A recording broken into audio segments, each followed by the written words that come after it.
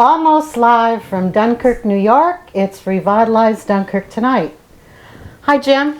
Hi, Val. Jim Fisher is here as usual, as always. And Jim, you're the president of Revitalize Dunkirk, right? Yes, I am. I'm El Presidente. That's right. And tonight we have the pleasure of having two guests with us, and we're very thrilled that they could join us this evening.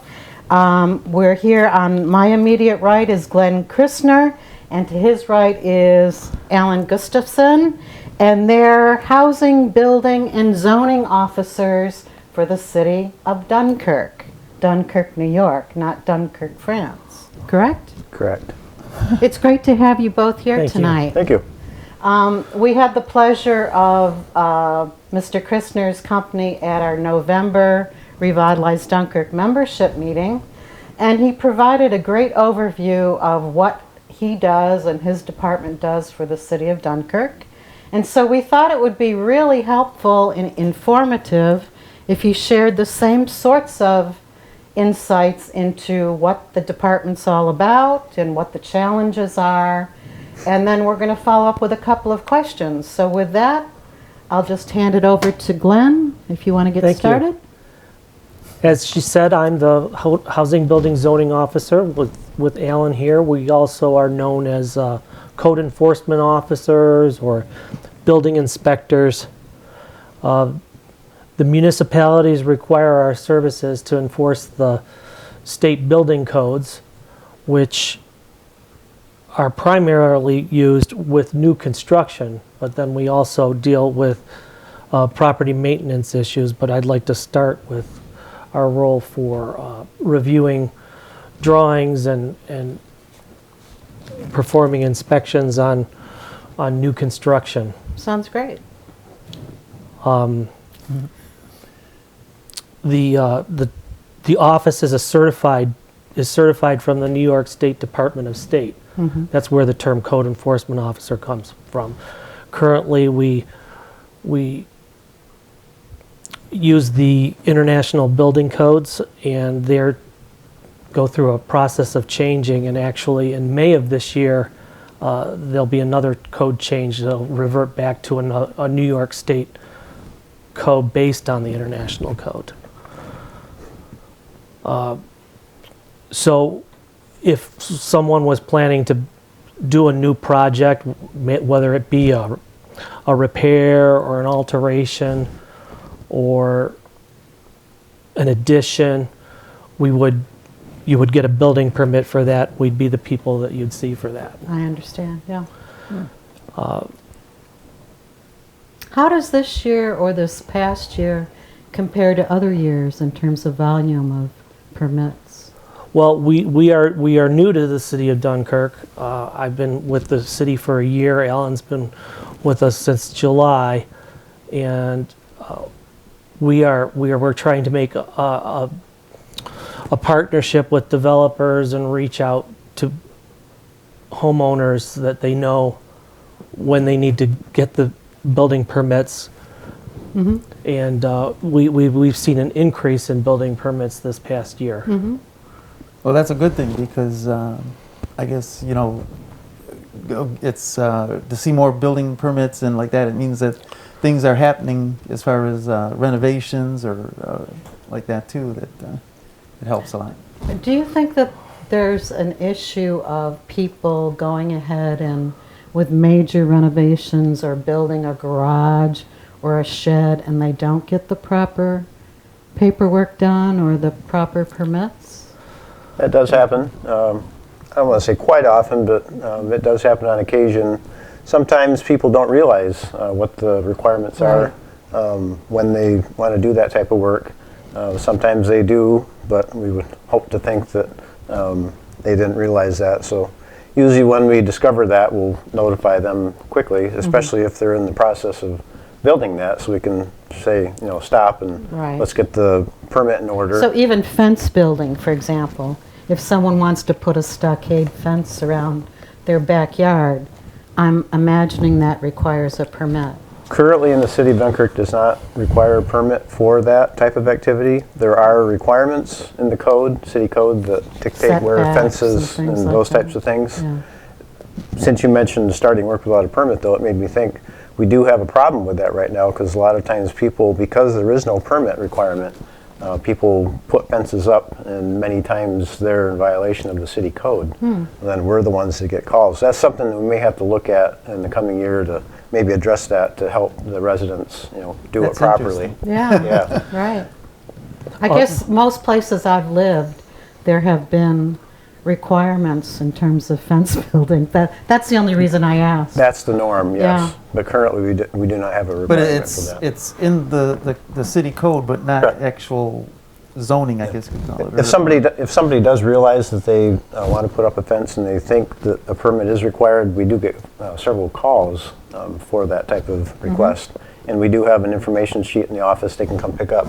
And it's also on our website, dunkirktoday.com, under the code section. Oh, and they good. can review the requirements there. There's Good. a short version of what the city code requires. That's so. great. And you guys are always glad to get a phone call and Oh, yeah. for people asking Absolutely. questions like that, because it does help you guys, and, Yeah. and of course it helps the permit process too. Yeah, and I guess the message to the community would be, if you ever have any doubt whether a permit's required, always contact the city building department, and we can help you out Right. as to what's needed. Some people are of the basic philosophy that if you don't ask, It's easier to ask forgiveness than permission. you know where I'm going with that. Yeah. A better example than a fence might be a shed, which does require a permit, And because, sheds are very popular these Yes, they days. are. especially in the city, yes. Yeah. Yeah. Yep. And once again, there is a misconception by some people that if it's a portable shed that's on a skid, so to speak, there's some people that don't realize that they need a permit for that also. But Oh, they mainly, think that if it's on a cement pad. yeah, Or if they bought it pre-built from Right. Pre-built Amish sheds. or at Right, Home right, Depot, right. that they just put it there without a permit. but the main reason for that is not so much the issue of permit, is to make sure it's placed properly on the property Right. and in compliance with our zoning regulations in the city. You know, There's this just- distances from property lines that need to be maintained. This didn't come up at Revitalize Dunkirk, it just popped into my head. Have there been any inquiries or requests for information about building tiny homes in the city? You know, the small home movement? Yes. The tiny home movement? Since I've been here, I'm not aware of any requests like that. I've worked in other municipalities, and I do currently do another one right now, and I need to return a phone call to somebody that has requested that. But right now, doesn't seem to be a big phenomenon in this area. There is a minimum size for a house, both in the city's zoning and the state building code. Oh. Yeah, because in my travels around Chautauqua County, I recall only seeing one tiny home that was obvious to me, which was a new build. Yeah. But I know in other parts of the country, it's a popular movement. That's something that we probably need to look at moving forward, because most tiny homes that you see on TV, due to the size of them, most local zoning regulations wouldn't permit that type of house being built. Interesting. So that is Yeah. something that as time goes on, I'm sure will be more. Right. It is one of Prevalent. the reasons the code adapts and is reissued every 3 years, and I'm led to believe that there will be a section on tiny homes in the new 2020 building code. And then, what do they call the mansions? The there's a name for it. McMansions? McMansions. Those monstrosities also. Yep. What's a zombie property? You knew that question was coming, right? We refer to a we refer to a zombie property when the bank has taken control of the house, but it's still in the owner's name, and there's no one to be responsible for the property. We have a program in the city. I think we have a dozen or so houses that are in such classification. Now, are they in that classification because you've gone out and located them, your department, or have they been called in for you to Well, investigate? it's a particular kind of vacant home that we're unsure of who the ownership is. It's not, Right. sometimes it's because a person has died and the bank still has an interest in it, or or someone's walked away from a mortgage. I know a concern we hear at Revitalize Dunkirk is something similar to this. I'm a taxpayer, I've lived here 40 years, 50 years, I maintain my property, I take good care of it, but right next door to me, there's a house, it's been vacant for 10 years, the roof is caving in, you know, there are rats, there are weeds. So when you get calls like that, what happens? Well, I think that's the other role that we play in the city as housing building zoning officers is property maintenance. Just because a home is vacant doesn't mean that it's a zombie. Right. To But the- if the roof is collapsing, That's basically a vacant property that has property maintenance violations that we can address as zoning officers in the city. and I've seen some signs posted on fronts of houses, like a yellow sheet of paper or something like that, that says something about no residency allowed or something to that effect. We would determine that a house is or a building has become unsafe Unsafe. if it meets a certain criteria. A collapsing roof would certainly be one of them, or no utilities. Right, If the building is unsafe to occupy, that's, right. you know, So in that case, the owner of the property has been issued a violation to make corrections. But in the meantime, we post it as unsafe so that first responders will know. Right, so if a property has been abandoned, meaning the owner of last note, of last record, is now in Florida, parts unknown, and they just abandon the property, what recourse does the city have for something like that? oh, one recourse takes some time, assuming they abandon the property and stop paying the taxes. Yes, If they stop paying those taxes for 2 years, at that point, they'll go for a county tax sale. So that's a way to at least get it into new ownership if somebody's willing to purchase that property. Before that, we have the choice as to how busy we are, and we obviously try to prioritize because there's many houses in the city that are in that situation. right, And if they live out of state, that does present challenges when you have that to try to find these people, if that is indeed the case. Most of the time, I think they're still around this area, but it's still, if they're not in the city, it is harder to locate owners of property. Do you find yourselves coordinating with or working with the land bank? Do you collaborate with them, or? If you're familiar with the demolitions that you may have seen happening recently in the city, we just completed 4 of them. Those went through the process of being delinquent on taxes and foreclosed upon.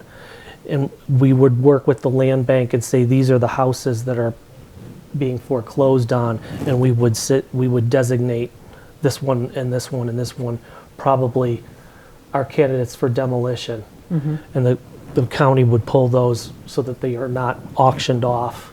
Or rehabilitation if they're in the right neighborhood and are in decent shape, That that would- sort of thing? Yes, there are houses that have been acquired by the land bank and sold to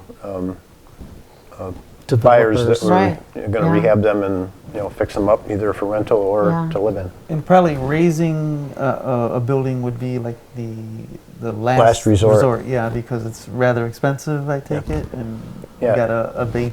Well, such- especially if the home is in a condition that could be rehabbed. It's a shame to just tear down an empty house if it's structurally Absolutely. sound and somebody can rehabilitate it. Because once it gets demolished, unless somebody builds back on that site, you have a Right. vacant lot and you're reducing your tax base. Right.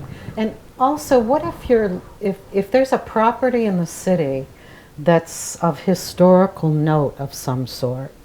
Like, it has a history, or at one time was owned by, for example, Mark Twain, Do you get involved in those sorts of historical designations or anything like that? Working with New York State and the offices that deal with that sort I of thing? personally haven't had any experience in that area. I would assume, if we did come across a property like that, care would be taken to hopefully preserve, the house or, historic nature of the property. I'm not sure if you can address that specifically, but I have not had any experience in that. Sometimes, but usually when they would come to our attention is because they're in some type of neglect. We have a house that's on Washington Park that may be a candidate for demolition, that we're going to have to work with the State Historical Preservation to make sure that it doesn't have a designation before that demolition is allowed to proceed. Part of the reason I'm asking is because in Revitalize Dunkirk, we talk quite a bit about why don't we have a landmark and preservation kind of an organization. And Jim and I are going to talk about that a little bit later in the show, but are there other types of information you think for the viewing public, the Dunkirk public, that would be good for them to hear from you at this point? Well, Because we're about ready to wrap up this we segment. in our meeting in November, we rely on the public and citizens to let us know what's happening, whether it be a weekend warrior project, Right. or a building I that may want to need be us a to weekend warrior. I can see you I just like that carrying 2x4s around. may need us to come out and take a look at it and, Right.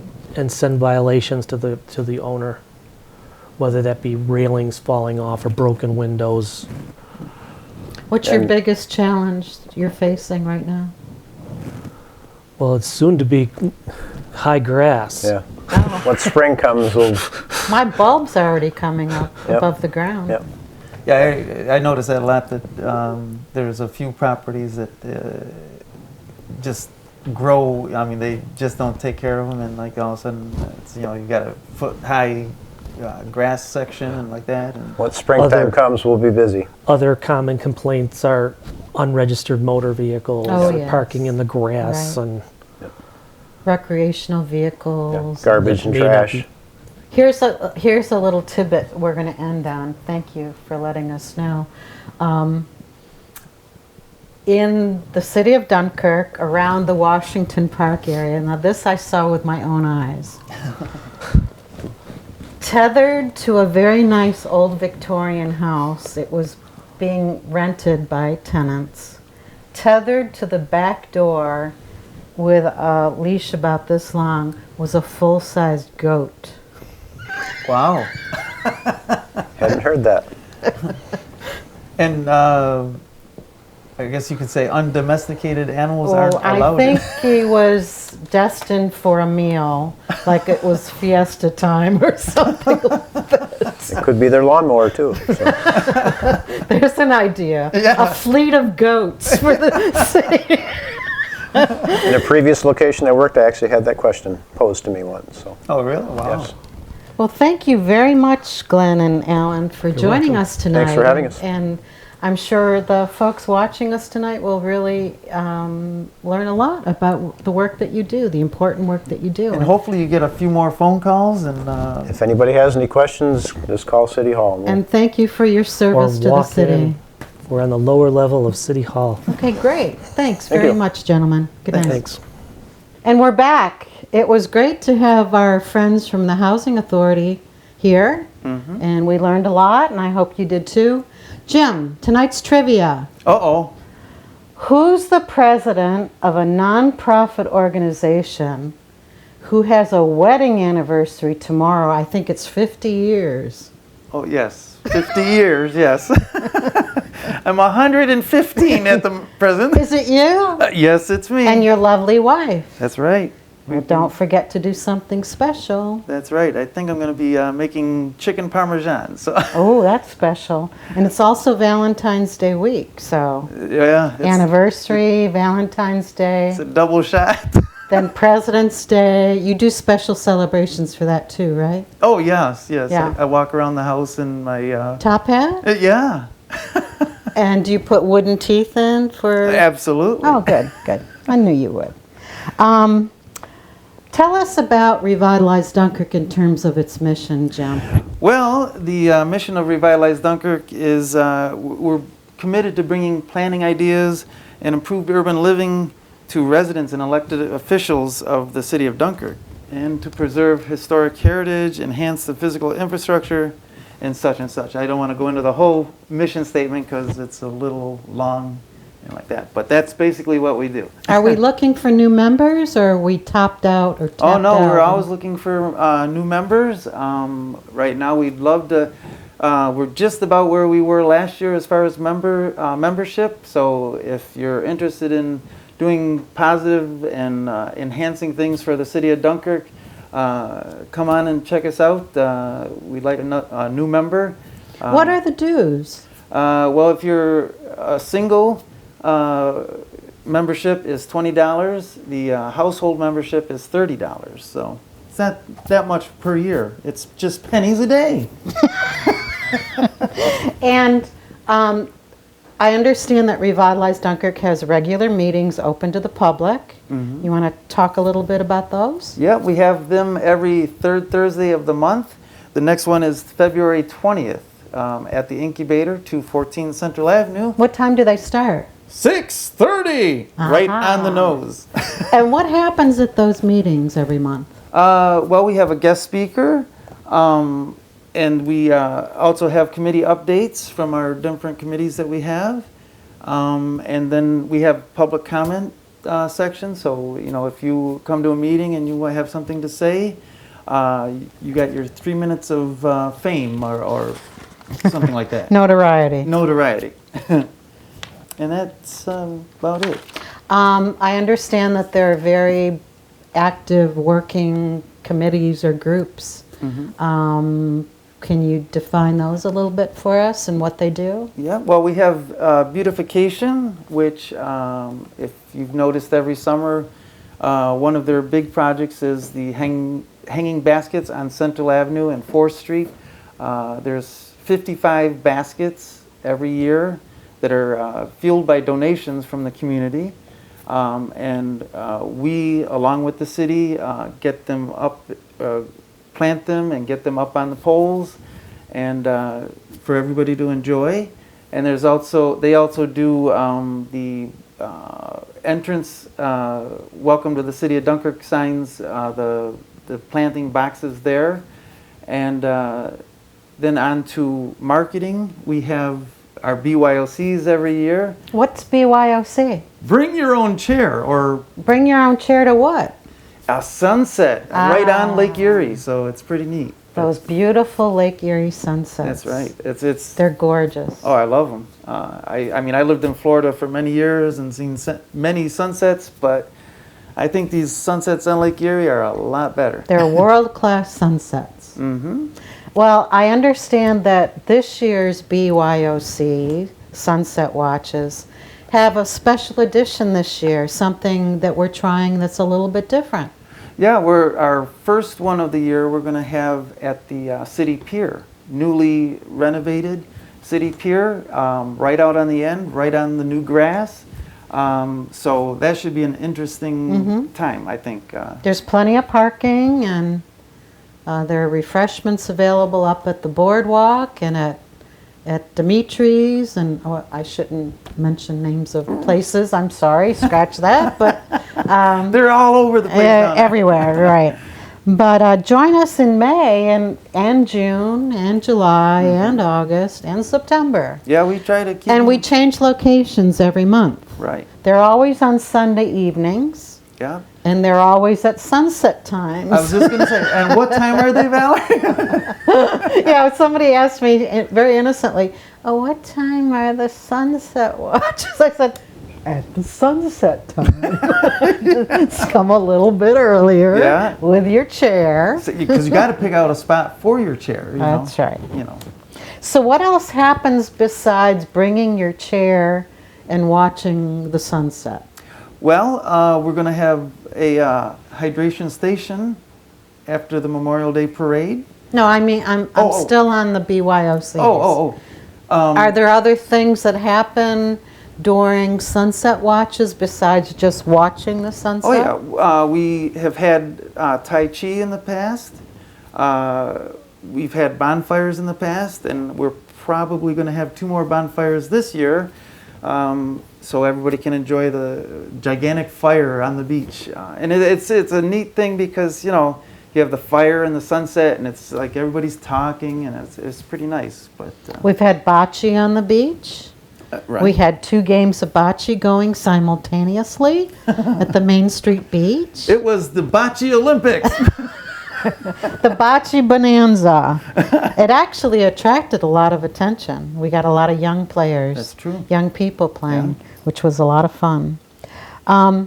Last year, did you also sometimes have some, like an ice cream cart or truck or something like that? Yep, we had the ice cream truck that, I don't know if anybody's seen it running around the city of Dunkirk, but every summer evening, a lot of times there's an ice cream truck that runs around, and we had them at the lighthouse to buy ice cream, because, you know, what's a sunset with, you know, without ice cream? It's just not the Well, same. we seem to have an awful lot of bubbles at our sunset watches. That's true too. So we seem to come well armed with bubbles and other beach games. We and- love our bubbles, don't we? Yes, we do. Bubbles. Speaking of beachy kinds of things or projects that Revitalize Dunkirk is interested in terms of serving the public, we've got something new percolating, if you will. And you want to talk a bit about Battery Point, or we're going to skirt around that a little bit because we don't have any definite plans, but at least we can say that there's a parcel of city-owned property, and we would love to see that property, and it's near Wright Park, developed into a nature area. So walking trails, bird watching stations, maybe an observation deck, looking out over the lake at certain points on the cliffside, Right. etc. So we've been talking with the city, and the city's on board, and we're very excited about this opportunity. And Yeah, I think it'll be real nice. it'll be terrific. The city really needs something. And it's meant to be a quiet area, not party city.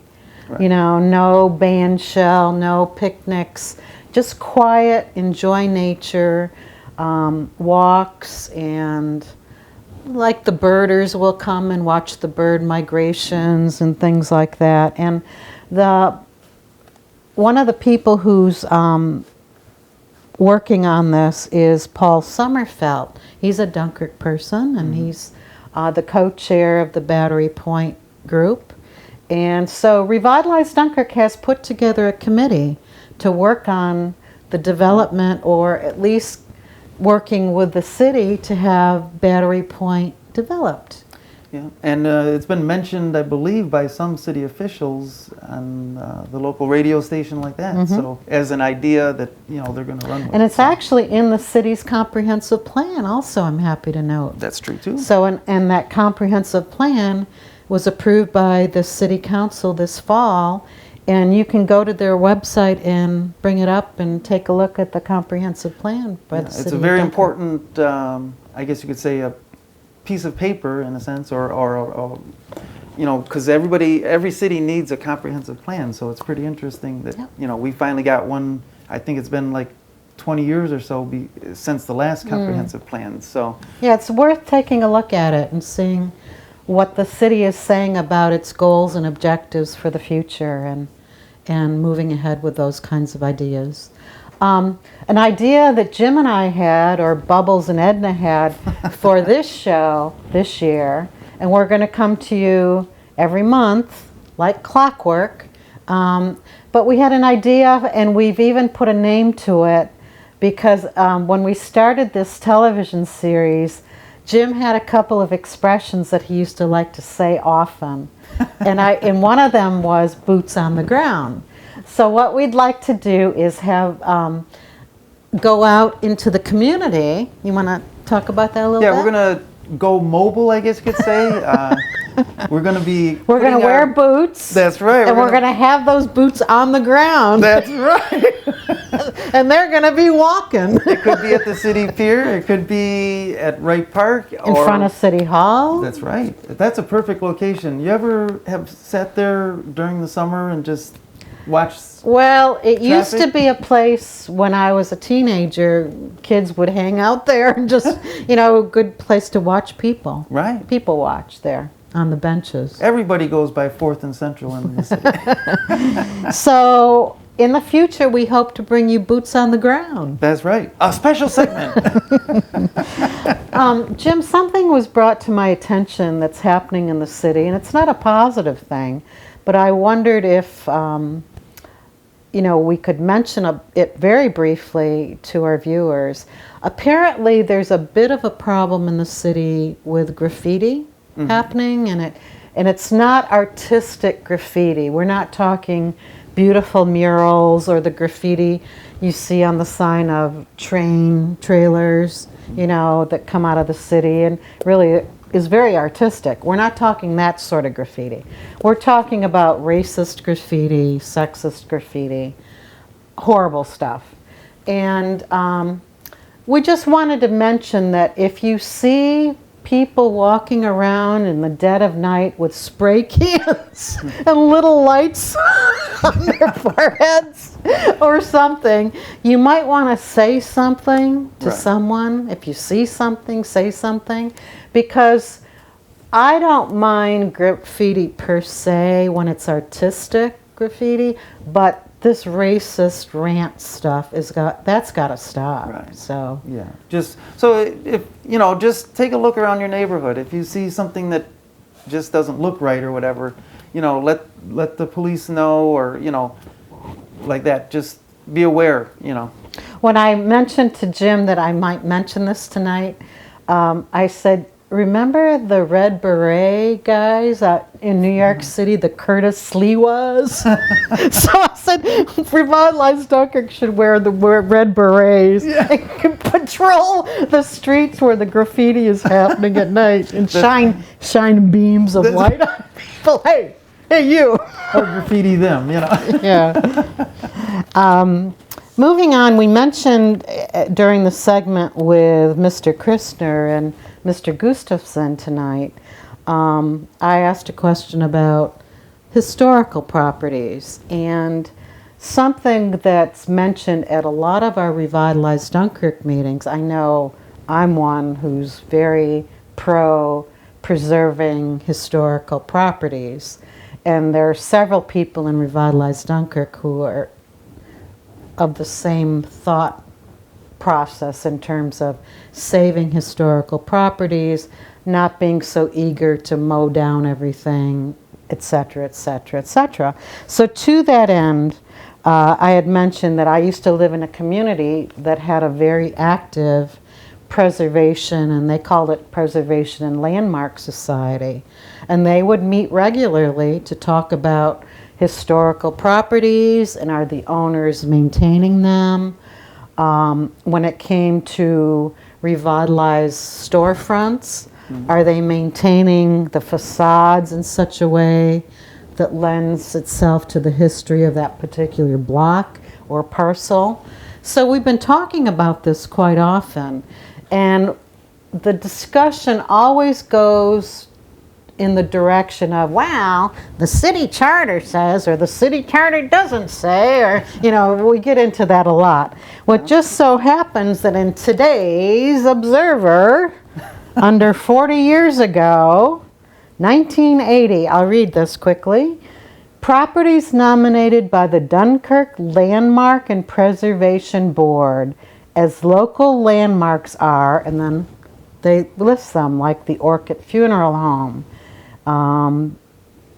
the Dunkirk Club, that I didn't even know about the Dunkirk Club, former school number 5, etc., etc. So this goes to show that 40 years ago, there was an active Dunkirk Landmark and Preservation Board. Right. And so the question is, where is it? what about now? So we discuss this at our meetings, and we're investigating it a little bit and trying to move things along, because we get reminded often of buildings like Sacred Heart Church or the Holy Cross Seminary or the Capitol Theater, where I spent many hours as a kid. You know, all these fine old buildings, and they're gone. Right. And maybe if we had an active, powerful landmark preservation board, maybe we wouldn't be so quick to dismiss historical buildings. I'm reminded too about a few years ago, there was a church on Central Avenue bordering Brooks Hospital property, and Brooks acquired the property, knocked down the church to put in more parking. Hello? I thought they have fewer beds at the hospital. What's the parking all about? Especially since they're supposedly moving Right. now. Right. So there is an example of taking an old building, a church, demolishing it, putting a parking lot in. What's that song about? Oh. Joni Mitchell's yeah. song about the parking lot. Yeah. Yeah, I can't remember, but anyway, it came to me. So it's just something that, as I said to Jim, something that frosts my grapes, Jim. I've got another something, Jim. This frosts my grapes. There's a lot of frosty moments in my world.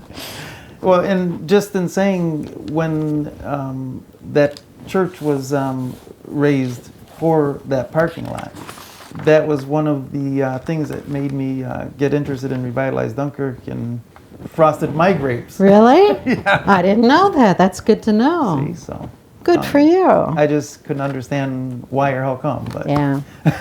Well, last show we touched on too about a little bit about one of my favorite topics is Neptune. Bring Neptune back to home, back to Dunkirk, because Neptune could be a wonderful logo. You know, it could be a symbol of the city, the rebirth of the city. And I have to credit SUNY Fredonia, the people at SUNY Fredonia, for taking Neptune, who apparently was in very bad shape, in storage in Dunkirk, and restoring him. And he's beautiful now, but he's been residing on the SUNY Fredonia campus in a safe place, but the city of Dunkirk doesn't get to enjoy one of its favorite sons. Valerie, could you tell us, because there might be some folks that have no idea what Neptune is. Ah, Neptune. Go ahead, Valerie. When I was a kid, Neptune resided in Washington Park, in the center of the park, in the center of the fountain. And he had many, like 40 spigots, flowing water on Neptune, because he's the god of the seas. Another word for Neptune. Neptune is the Roman god. The Greek equivalent is Poseidon, you know, the Poseidon adventure. So Neptune and Poseidon are the same god. Okay. But he first, somebody can correct me if I'm wrong, but I believe Neptune first resided in front of the administration building of the Brooks Locomotive Company. We talked about Brooks last year. So it was in front of their administration building as a fountain, I believe. Mm-hmm. And then it was moved to the in front of City Hall, the old City Hall, in the same location in the city of Dunkirk. So then he was in front of City Hall, and then he eventually ended up in Washington Park. So he was in Washington Park in the 50s, 60s, 70s, and then I'm not sure when he was taken into storage. I'm not sure about the dates. I think, early 70s maybe. But he's a magnificent creature. So the Historical Society, the Dunkirk Historical Society, is taking the lead on bringing Neptune back to Dunkirk. And I'm all excited because I knew Neptune personally when I was a child, because I used to play on Neptune all the time. I wasn't the only one. I know people frown whenever I say that. Yeah, you're one of the reasons we had to restore him. Well, nobody broke Neptune. But anyway, Neptune or Poseidon, the god of the seas, resides at the natatorium at SUNY Fredonia. SUNY Fredonia restored him. There's an effort to return him back to Dunkirk in a safe location. And we're all excited about it. And Jim's going to lead the parade. And That's Jim's right. going to be pulling Neptune behind a very large rope, like in the movie Cleopatra. And Do I have to wear like a black wig? a toga, something. okay. Something. Godlike creature of some sort. So stay tuned. More news about Neptune in the future, and we're excited about it, and we're excited about our next show. And our next show is when, do you say? The 9th of March? I believe so. Monday, the 9th of March. So we'll see you then, folks. Good night. Good night.